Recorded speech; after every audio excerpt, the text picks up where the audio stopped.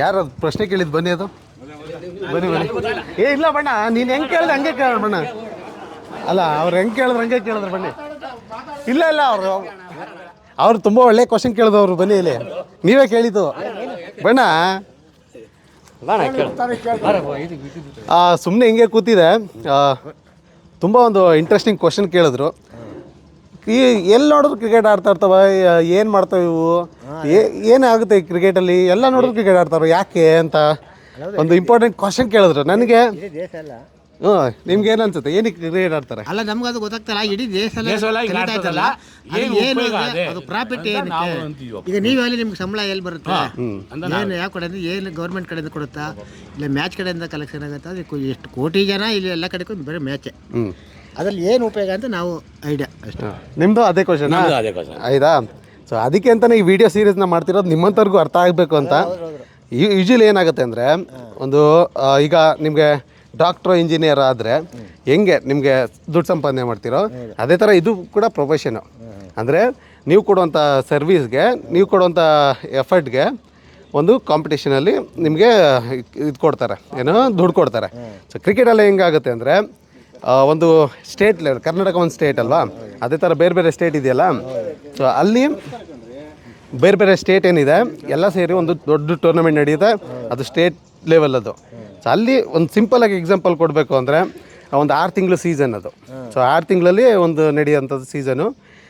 Matches 4 days ಇರುತ್ತೆ, 1 day matches, 1 ದಿನದ ಇರುತ್ತೆ, 4 ದಿನ ಆಡೋ ಮ್ಯಾಚ್ ಇರುತ್ತೆ, ಆ ಥರ. ಸೊ ಆ ಸೀಸನಲ್ಲಿ ಏನಾಗುತ್ತೆ ಅಂದರೆ, ಒಂದು ಎಕ್ಸಾಂಪಲ್ ಅಂದರೆ 16 ವರ್ಷದ ಕೆಳಗಡೆ ಹುಡುಗ, ಅಂಡರ್ 16 ಅಂತೀವಿ ಆಯಿತಾ.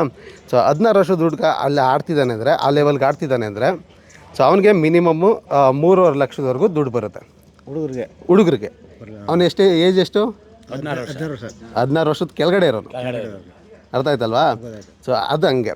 ಸೊ ಕಾಂಪಿಟೇಷನ್ ಹಂಗಿರುತ್ತೆ. ಸೊ ಇದನ್ನು ಡೆವಲಪ್ ಮಾಡೋದು, ಕ್ರಿಕೆಟ್ನ ಡೆವಲಪ್ ಮಾಡೋದು BCCI ಇರ್ಬೋದು, ICC ಇರ್ಬೋದು, ದೊಡ್ಡ ದೊಡ್ಡ ಟೂರ್ನಮೆಂಟ್ ಇರುತ್ತಲ್ಲ. ಸೊ ಹಂಗೆ ಇದು ಈ ಥರ ಪ್ರಾಫಿಟ್ ಇರುತ್ತೆ. ಪ್ರತಿಯೊಂದು ನಮ್ಮ ಕರ್ನಾಟಕದಲ್ಲಿ ಹುಡುಗರೆಲ್ಲ ಹೌದು. ಯಾರು ಚೆನ್ನಾಗಿ ಆಡ್ತಾರೆ, ಯಾರು ಚೆನ್ನಾಗಿ ಆಡ್ತಾರೆ, ಸೆಲೆಕ್ಟ್ ಆಗಬೇಕಲ್ಲ, ಸೆಲೆಕ್ಟ್ ಆಗಿ ಆ ಲೆವೆಲಲ್ಲಿ ಪರ್ಫಾರ್ಮ್ ಮಾಡಬೇಕಲ್ಲ, ಆಡಬೇಕು. ಹೌದು ಎಲ್ಲ ಕಾಂಪಿಟೇಷನ್ ಹಂಗಿದೆ. ಸೊ ಯಾರು ಚೆನ್ನಾಗಿ ಆಡ್ತಾರೆ ಅವ್ರಿಗೆ, ಆಯಿತಾ?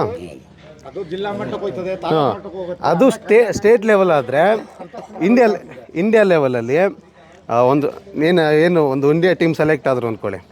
ಸೊ ಅವ್ರಿಗೆ ಮ್ಯಾಚ್ ಫೀಸೇ 20 ಲಕ್ಷ 30 ಲಕ್ಷ ಇರುತ್ತೆ ಒಂದು ಮ್ಯಾಚ್ಗೆ.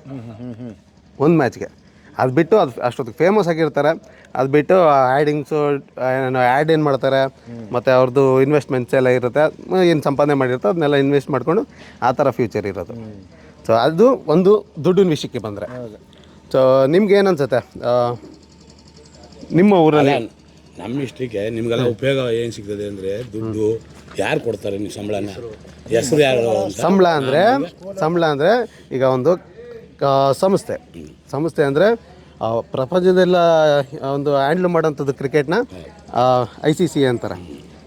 ಮತ್ತು ನಮ್ಮ ಇಂಡಿಯಾದಲ್ಲಿ ಕಂಟ್ರೋಲ್ ಮಾಡೋದು ಕ್ರಿಕೆಟ್ನ BCCI ಅಂತಾರೆ.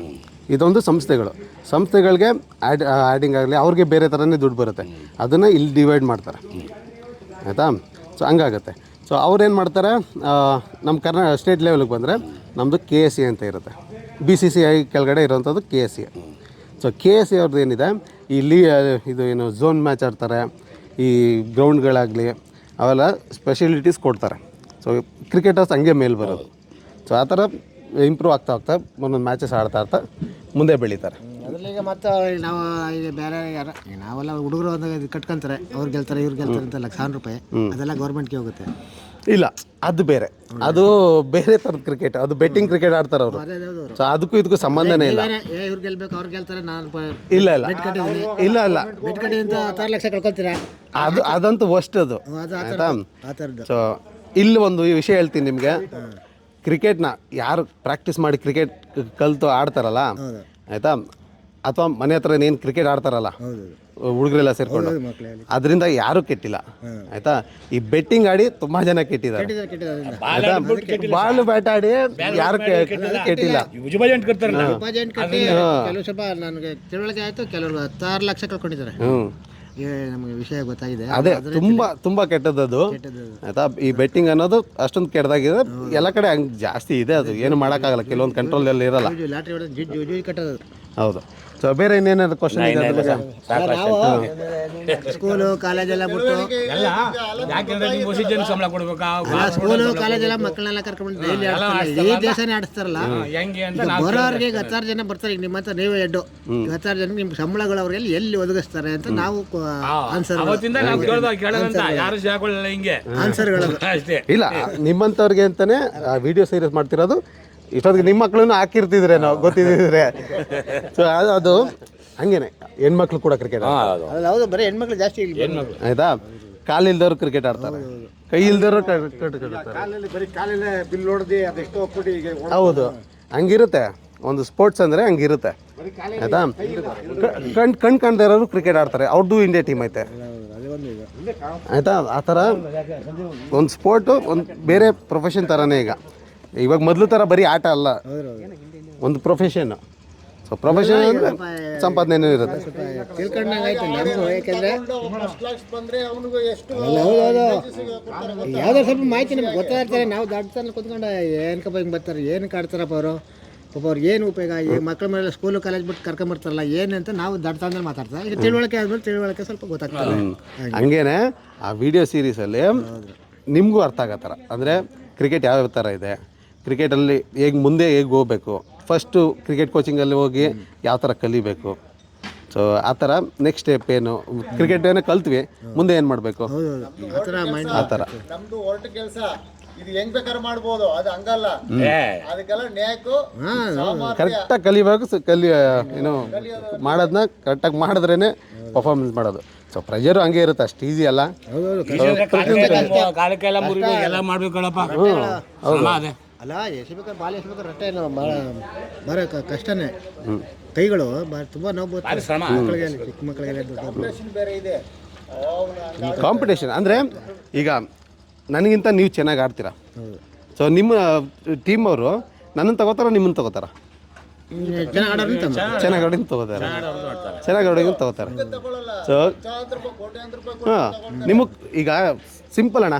ಈಗ ನಾನು ನಿಮ್ಮನ್ನು ಇಲ್ಲಿ ಕೆಲಸಕ್ಕೆ ತೊಗೊಂಡಿರೋದು ಏನಕ್ಕೆ, ನೀವು ಒಳ್ಳೆ ಕೆಲಸ ಮಾಡ್ತೀರಾ ಅಂತ, ಅದಕ್ಕೆ ನೀವು ಸಂಬಳ ಕೊಡ್ತಿರೋದು.